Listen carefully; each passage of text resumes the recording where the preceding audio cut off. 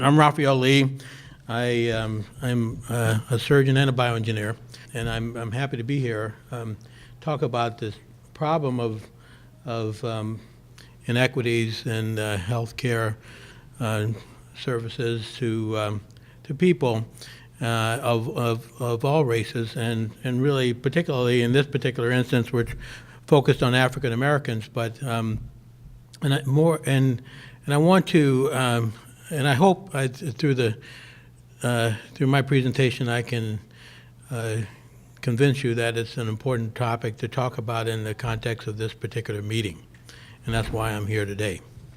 So there are real differences between people, and in fact, the reason why we are focused on personalized medicine today as a direction of research and ultimately in delivery of healthcare, because there are real differences.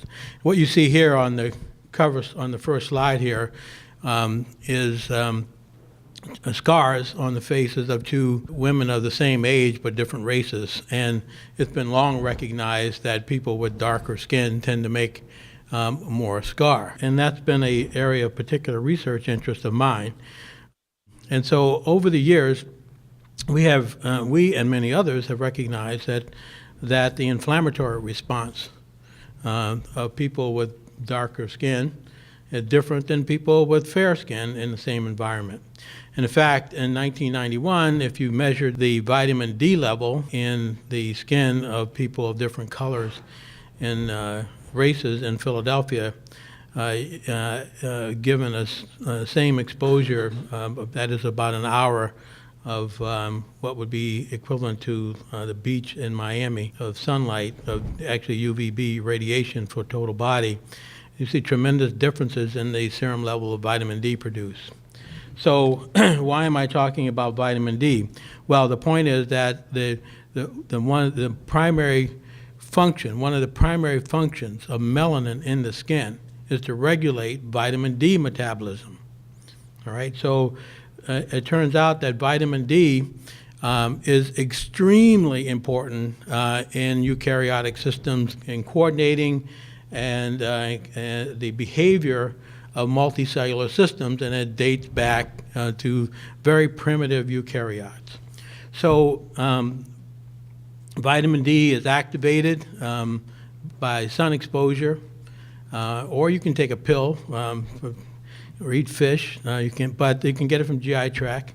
But mostly physiologically, it's activated in the skin, and then from a precursor, vitamin D3 to D3, and then in the liver, and then the kidney into the 1,25-dihydroxy form, which then not only influences calcium absorption from the gut and bone metabolism, but also influences very important fundamental functions in immune regulation. So people who are vitamin D deficient tend to be have an increased inflammatory response to whatever.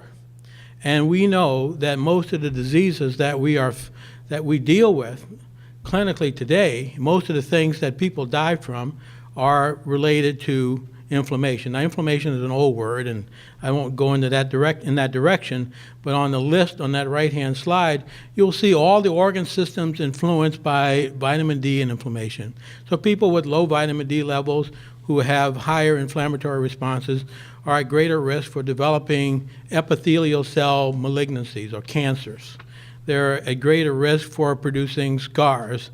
They're at greater risk for developing hypertension. They're at greater risk for developing arteriosclerosis. All these are inflammation mediated. So you can imagine, you can say, well, okay, well, that's very interesting. Why is it that problem exists in terms of different levels of vitamin D in a population in the same place and location? And that's because, people with different skin colors evolved in different parts of the world, and they are homeostatic for that environment. But, and then over the last, 50 out of the 100 out of the last 6 million years that people have existed on Earth, they've now, they move around. You can get a plane ticket and move to Chicago from Nairobi, and and you're not exactly in your homeostatic environment. So, and therefore there are those kinds of issues, and so we know that people would who are there are differences in rates of disease in different communities. Now, there's also inequalities geographically due to vitamin D levels. If you measure vitamin D levels in the general population from the northern part of the United States and versus the southern part, well, guess what? No surprise there. People in the southern part of the country have higher vitamin D levels. They have lower incidence of the influenza and other diseases. And so, so there are inequalities due to geographic locations as well. So therefore, the solution to this problem, ultimately, and being an engineer, I like to talk about solutions to problems. The solution to the problem is to get at, is to deal with everybody individually. So what we really need is to understand everybody's genetic and epigenetic influences, and therefore, and focus diagnostic and therapeutic approaches to that individual to their specific situation. So gone are the days where it makes sense to do a randomized clinical trial, in California and apply that to Dr. Barabino here in Atlanta. That doesn't make any sense, okay? So, it doesn't pertain.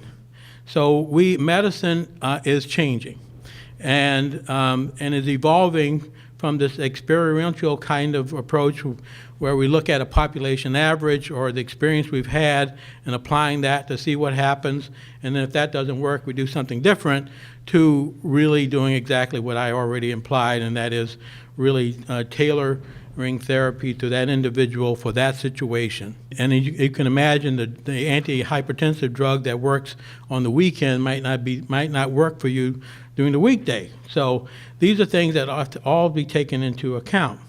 Well, that is going to change, having a big influence on how we practice medicine going forward.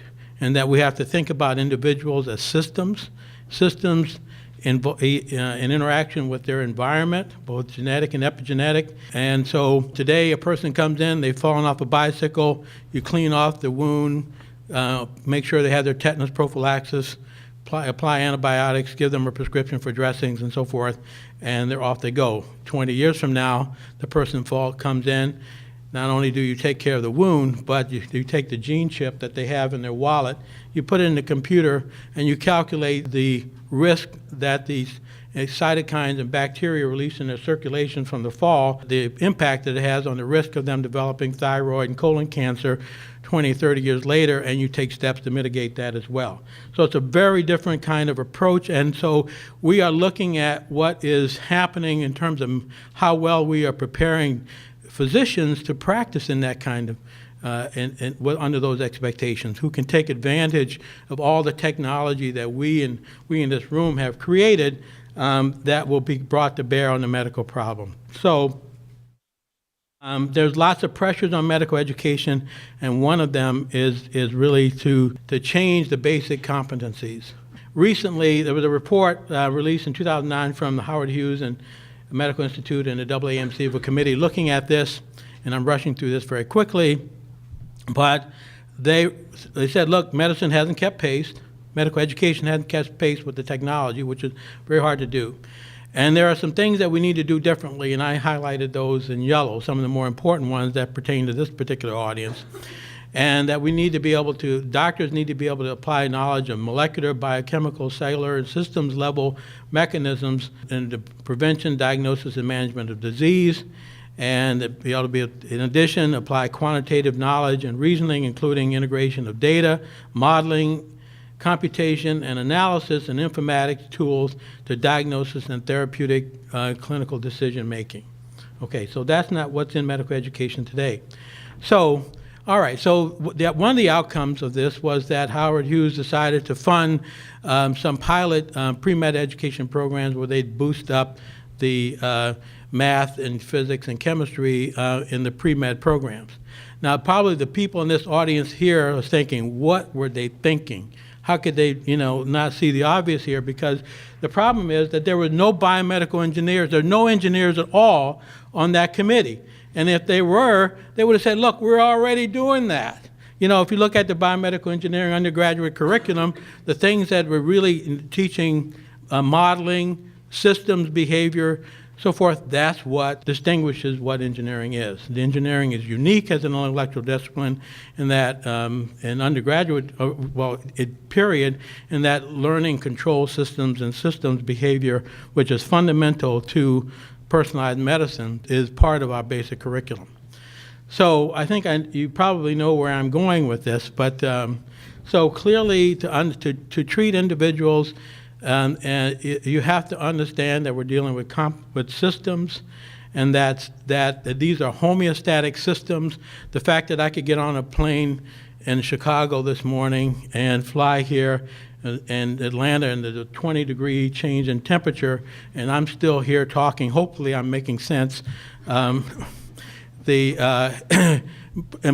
that there is very tight homeostatic, that is regulation. Now, engineers would say that would be a feedback control system. There are genetically programmed set points that a change in temperature on these cells in my body from Chicago to Atlanta it can be compensated for. So that's a very important thing. And to be able to then impose a steady state change, i.e. a therapy, on a homeostatic system requires doing more than one thing. So that is, you have to change the set point or interrupt the feedback loop, in addition to applying the agonist. Well, I can tell you that if you take a look at medical research, in the past, you don't see much of that. And I think we'll see that going forward, this kind of knowledge base and understanding is really going to be very important. And in addition to that, as I said, you can't do a randomized clinical trial on a number of people to figure out what's the best treatment for Dr. Barabino, although she doesn't need any treatment. But the only thing you can do is study Dr. Barabino, and that means you have to get her genes and her environment, and you have to put it in a computer and figure it out. So that requires computational modeling. Okay, and that's going to be much more accurate. And forget about these preclinical animal models and all of that. That certainly doesn't pertain. So the bottom line is that you probably already realize that this is, what I'm saying is that the practice of medicine is going to be very much more like engineering. That engineering is the science of efficient problem solving, taken here from Oxford Dictionary. And a good doctor is someone who can efficiently solve problems using physics, math, chemistry, and biology. So we basically do the same thing, except we solve problems in different kinds of systems. But the tool set, as we move forward in medicine, is going to require a convolution, really, of engineering and medical educations. If we look at the data on the biomedical engineering website, we see that many, increasingly, it's not surprising, if you look at the topics at this meeting, so many biomedical engineers are interested in medical careers, which I think is great. And I think you can't do personalized medicine without getting more biomedical engineers involved in this. And fortunately, these are becoming increasingly popular career choices going forward. And lots of medical schools now that offer biomedical engineering concentrations. And the American Institute of Medical and Biological Engineering is working in Washington to do, on a national level, working with the major organizations, what has been done in a few institutions, and that is to create medical tracks, MD tracks, which are science enriched and engineering enriched. So I appreciate the opportunity to talk with you, and thank you very much.